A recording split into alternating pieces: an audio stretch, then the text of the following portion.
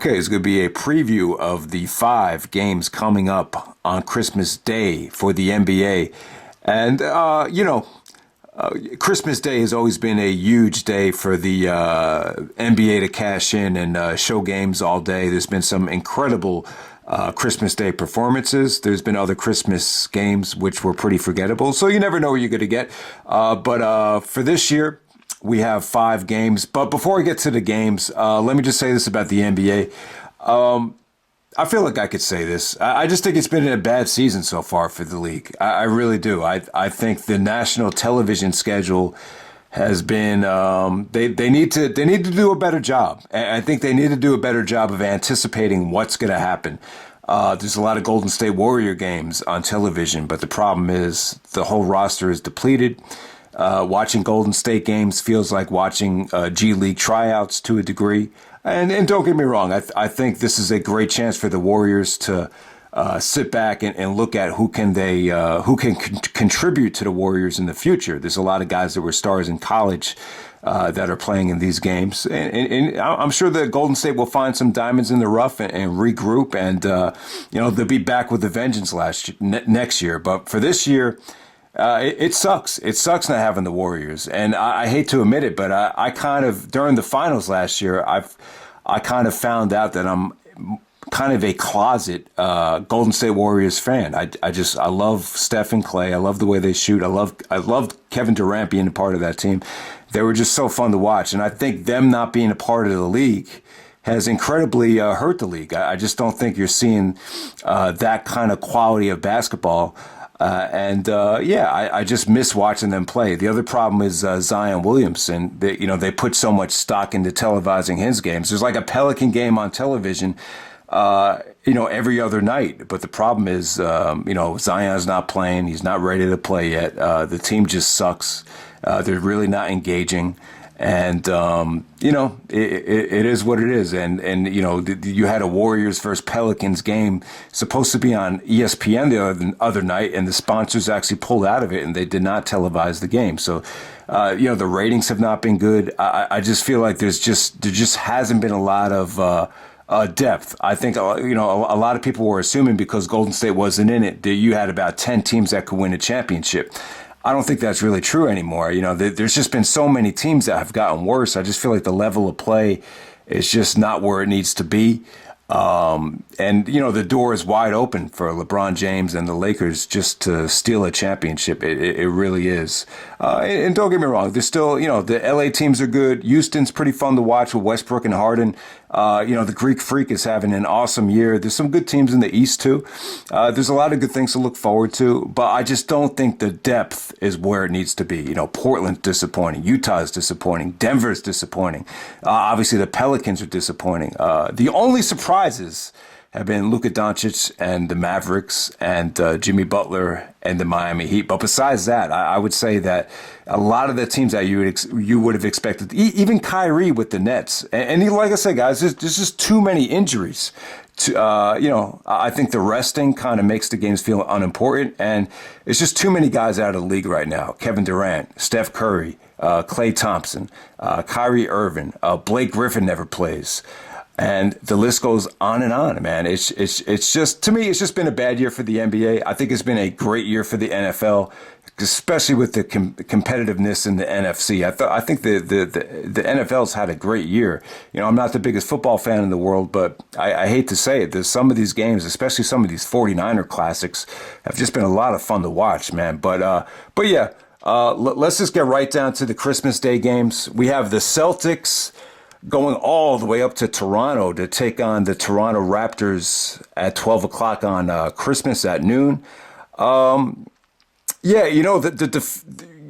kind of hard to even say it, but the Raptors are still the defending champions. They've had a really, really good year. The foundation's still there.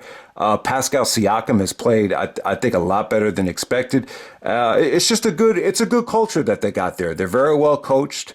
They just have a good, solid roster of guys that play defense. They can shoot. They know how to move the ball. It's just, Lowry is, just got back, and he's still a tremendous point guard. Gasol and Siakam actually coming into this game injured. They're doubtful to play. But, the Raptors as a whole, they're still really, really fun to watch. And, they're going to play hard and they're going to be competitive. So, even though they don't have Kawhi, the Raptors still have a very, very good chance to come out of the East. I really wouldn't doubt them. And, who knows? Maybe they could pull off a trade before the trading deadline. Maybe Kevin Love might be a good fit for the Raptors. So, yeah, man, they've been a really good story. You just hope Pascal Siakam can come back and continue the great season that he's been having. And the Celtics, I predicted that the Celtics would get to the finals. They got off to a really good start. I really thought Kemba was a better fit than Kyrie. And it really has been the case, Jason Tatum's gotten better. Jaylen Brown, they look a lot more comfortable. They're playing much more better this year. They're just more well-rounded. You could just definitely tell the ball is definitely moving. They look like they're having fun. It really makes Kyrie look bad that, the Celtics are playing a lot better than they were last year so far. And Gordon Hayward really got off to its really, really good start. They could be really deadly if Hayward, just gets it together. But he's been really hampered by injuries, just little nagging injuries. So yeah, man, I still think Celtics make it to the finals. So Celtics and Raptors. I think this game still has a lot of juice. Really, this is a great way to open up Christmas Day. We're finally not having to sit through a dreadful Knicks game. The Knicks usually play at 12 o'clock on Christmas, but thank God that's not the case this year. So, hopefully that might be a really good game right there. Next up, you have the Bucks going all the way to Philadelphia at 2:30. And, the Bucks have been awesome. Even though they're missing Bledsoe and they lost Malcolm Brogdon to free agency, they've still been really good. What makes them so good, I just realized this the other night, is the defense on the perimeter is spectacular. When you look at, Wesley Matthews and even DiVincenzo coming in there off the bench, they have great perimeter defense. And even if you do get by those guys, they just have so much length. And you see LeBron the other night against the Bucks. Him and Anthony Davis just weren't as comfortable, going up against Giannis and the Lopez's. Their 3-point shooting's been great. The ball movement has been awesome. Giannis has even improved his jump shot. So the Bucks look scary good. I was watching the game against the Knicks last night, and God, the score was the game was over in the first 5 minutes. It was 22-4. So that just shows you how good the Bucks are. They could get off to these great starts. They're really not even missing Bledsoe at all so far. So we'll see what happens there. But the Sixers have been really disappointing, I would say, so far. Not really disappointing, but they're still in contention. They're still going to probably get home court advantage in the playoffs. But as far as them looking like a legit finals contender, they're going to have to probably tweak some things. I don't know if the Al Horford signing is really panning out that well. There's just been so many games where you just expect Simmons and Embiid to dominate, and they don't do it. The Simmons still doesn't look comfortable shooting the ball. Sometimes it just looks like a mess when they're all on the court together. Tobias Harris doesn't look really comfortable. They just don't look that comfortable in certain situations so far. You have this whole thing about them being afraid of the fans booing them or whatever, but I think the Sixers will get it together. You've seen moments of greatness both from Simmons and Embiid. To me, it's just about the coaching, and I think they have a good coach, but there's still a lot of time to figure out what rotation's the best rotation. Maybe some guys are going to have to start coming off the bench. Maybe you'll make a trade. I really thought Jimmy Butler was a great fit for that team. Yeah, even though he wasn't the best player, he could have been the closer. I like that role for him, but it's not going to work out. And, that didn't work out, obviously. But, I still think the 76ers have a lot of room for improvement. They've taken a lot of criticism so far this year, especially Joel Embiid. But I like the way they've responded. And, there's still a lot of time left.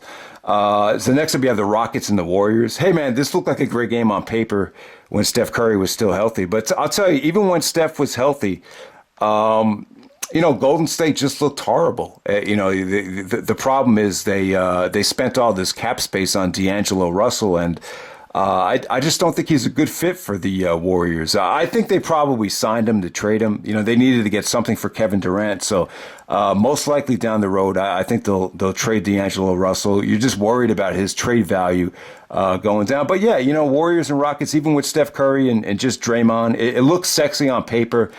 This is a glorified Rockets versus a G League type of game right here. Harden and Westbrook really starting to get it together. Harden's just having another unstoppable year where he's just been unguardable. And I think the Harden and Westbrook pairing has really worked well so far. I think they could be unstoppable if Westbrook kind of turns back the clock and is just a little bit more motivated. I just feel like Westbrook's been very passive.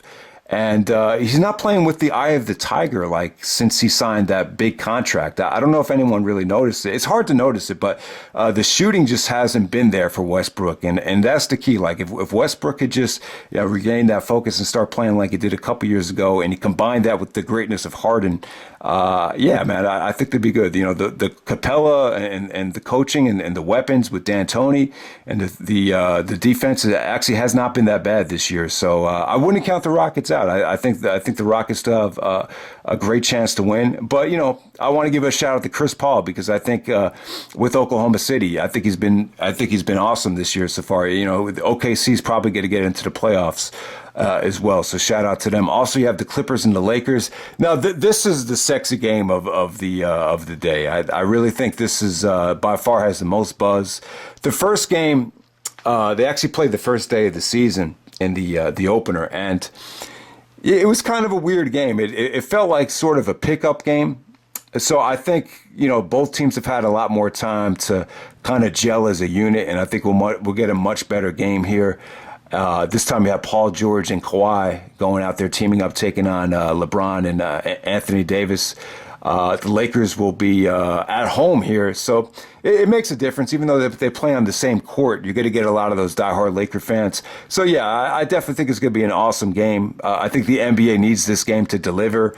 Now, whoever loses this game, does it really matter in retrospect? Not really, but it would be cool to really see exactly how these two teams match up with each other while they're both at full strength. Like I said, best game of the night right here. It really hasn't surprised me that the Lakers have got off to a tremendous start. I think a lot of people realize how wide open the league is this year, and LeBron takes great care of his body. I think the chemistry with him and Anthony Davis has just been great, particularly on the defensive end. The shooting has not been bad. The role players have really, I think, been a lot better than expected. I still think they need to make a trade and get a knockdown shooter like a Kyle Korver or a JJ Redick before the trading deadline. Maybe even Kevin Love.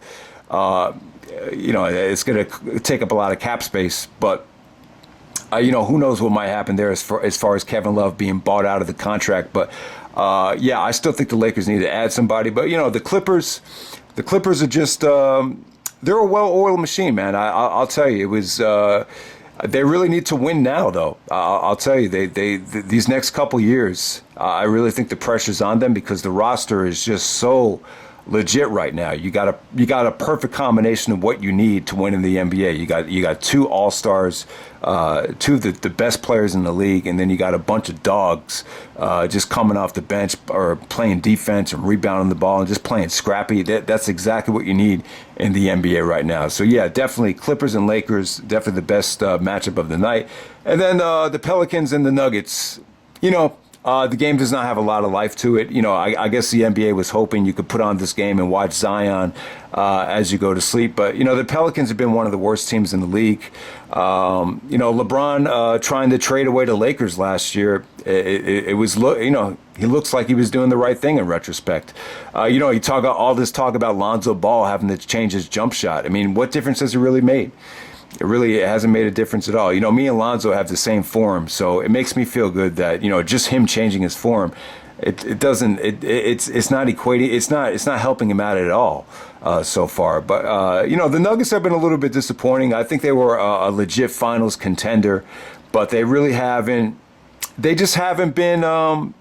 They haven't built on what they did last year, and they're just one of the teams that just looks completely vulnerable, heading into the playoffs. They just look like they cannot beat a team like the Lakers, Clippers, or the Rockets within a 7-game series. I'll just say that. So that's pretty much it, guys. That's the Christmas Day preview.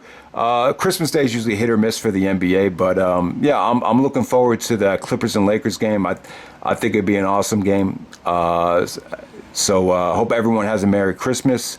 I apologize to some of you guys about the lack of relevant pro wrestling content, but maybe that will change within the next year. I'm not sure. My feelings on wrestling are kind of weird. Like I'm passionate about a lot of the stuff that does go on, but there's some superstars and some, there's a lot of stuff that goes on television where I just have absolutely no interest in talking or reviewing anything. So it's just kind of weird, professional wrestling right now, how I feel about it. Some things I like, some things I don't like, but, I don't have it in me to be as dedicated as I used to be as far as the current pro wrestling product. But hopefully, I'm never going to be the one that's going to say, oh, I'm going to stop making videos. I just think YouTube is the kind of thing where you just make a video if you feel like it, whether what it be. It'd be, sports, wrestling, music, anytime you feel like making a video, you should make a video. That's how it should be.